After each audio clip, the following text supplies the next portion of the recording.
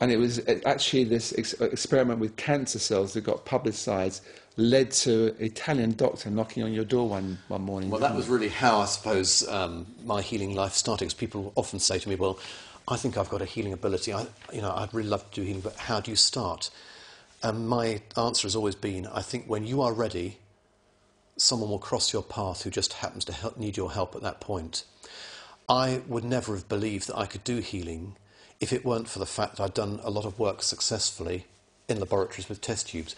I needed that stamp of approval from the scientists to give me the confidence and the self-belief.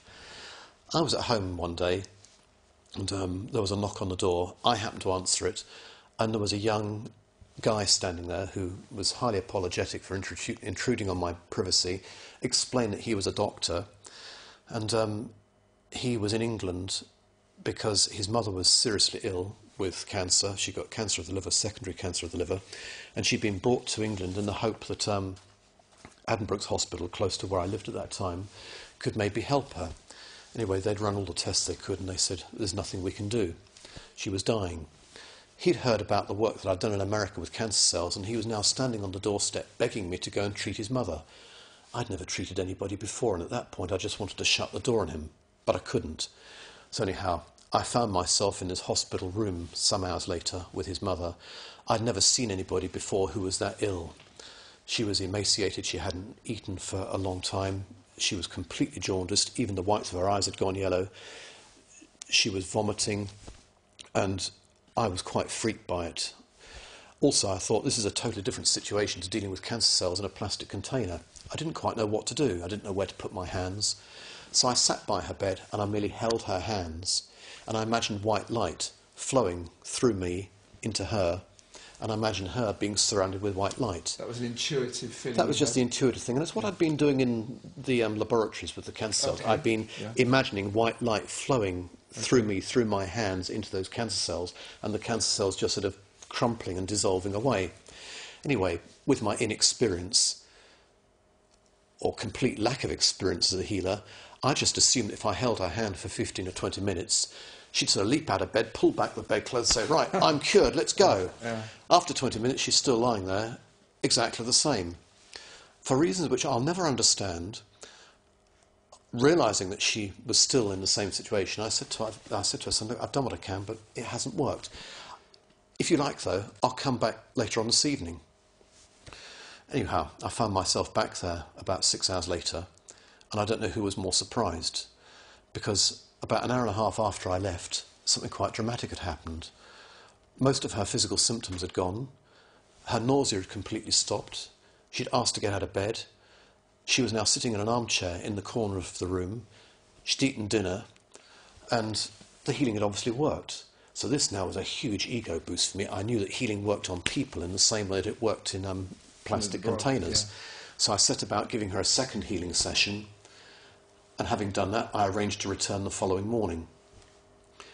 I never got back the following morning because I got a phone call earlier that day from the doctor to say that his mother had died that night. And it took me a long while before I ever worked with anybody again. I thought, well, I can do it in a plastic container in a laboratory, but it doesn't work with people. It took me a long time to realise two things from that first experience. Number one, never let your ego get involved, because healing and ego don't go together. And secondly, and this took me much longer to work out, that healing had been successful in the best way that it could for that lady at that point.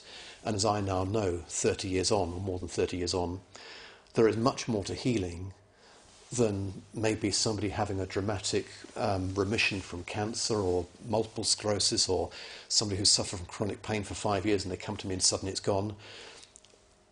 Some of my work is also about helping people to die. And I feel very much that if I can help somebody to die without fear, without pain and indignity, that healing has also had some value and had some success. And I think that's what happened to that very first lady, the Italian doctor's mother. I think the healing had worked in the best way that it could at that point. No one could save her, but at least it had given her a more peaceful passing. Absolutely, and it's not for us as human beings to decide whether someone lives or dies. you do your best in terms of Absolutely. you do your healing, and it's almost a divine thing of what actually, because I presume sometimes you do healings and it doesn't work. Oh, completely, it doesn't work, and you can tear your hair out, especially initially thinking, well, why did it work so well on that person, but the second person that's got exactly the same problem, nothing happens.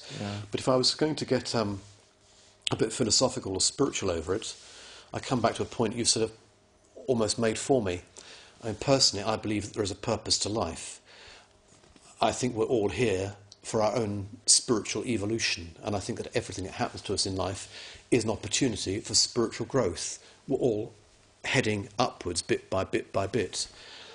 And I think sometimes we've got to the point where we've learnt all that we need to learn in that life. And who am I, therefore, to take away or to extend someone's life? I can't. And it may also be that sometimes, and this might sound glib, that sometimes for somebody that experience of ill health is an opportunity for spiritual growth. Who am I to come along and remove that illness from them and take away their opportunity for spiritual growth? I can't. I work within the laws of God, within the laws of nature. Right. And I think that's why sometimes healing doesn't work. On a spiritual level, it's simply not the right time for it to work. So when you, I think you're doing mainly one-to-one sessions, is it these days, or you still do the big healing events, or a bit of both? I do the very occasional workshop, but no, my work now is almost entirely just one-to-one. So when you sit with somebody and they've come for a healing and whatever's wrong with them, do you get any clues insofar as you get any feedback? Do you see something in their body, or do you just pretty much sit there and you do the white light or whatever you normally do? Well, as a healer, I suppose I'm just working on, for want of a better description, that white light level, although now I'm so used to it that for me it's like throwing a switch. Once I've got my hands on somebody, the switch goes, I'm away, and I'm not really aware of what I'm doing. But you also have to remember that I've now done this work for over 30 years, and in that time I have learnt and gleaned an enormous amount medically. And in fact, quite a lot of my work now, as a healer, is in giving people information about medical advice, or giving them information about a doctor that I know, and I do know lots of doctors and consultants, who might be able to surgically help a problem that I feel I can't work with. You see, for me, that's such an intelligent outlook, because there tends to be this polarisation of kind of medical doctors sometimes put down the alternative world.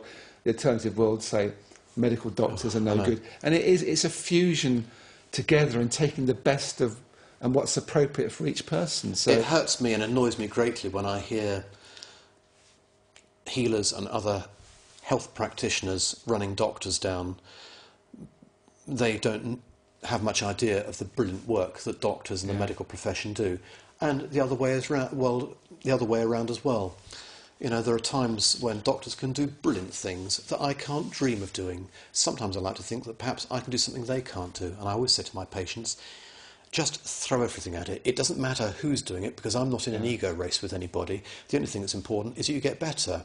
And if Professor, whatever his name is, can do this plumbing job for you, surgically, go and get him to sort that out and let me deal with another part of it. It's a matter of using everybody together.